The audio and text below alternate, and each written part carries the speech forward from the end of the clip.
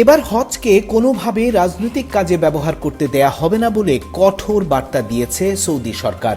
দেশটির নিরাপত্তা কর্তৃপক্ষ জানিয়েছে, পবিত্র হজ শুধুমাত্র ধর্মীয় ইবাদতের জন্য এবং এর পবিত্রতা নষ্ট হয় এমন কোনো কর্মকাণ্ড সহ্য করা হবে না।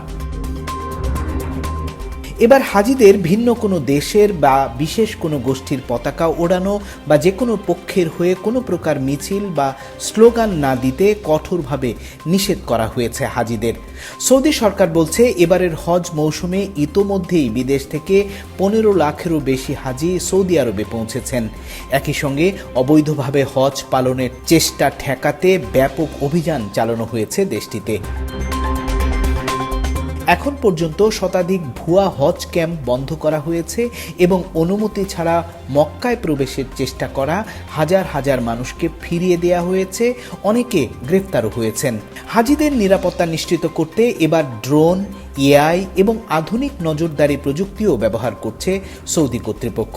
বিশ্লেষকরা বলছেন, লাখো মানুষের সমাগম সামলাতে এবং হজের ধর্মীয় পরিবেশ বজায় রাখতেই এবার আরও কঠোর অবস্থানে রয়েছে সৌদি প্রশাসন। মাহবুব শারক, পলিটিকা নিউজ, লন্ডন।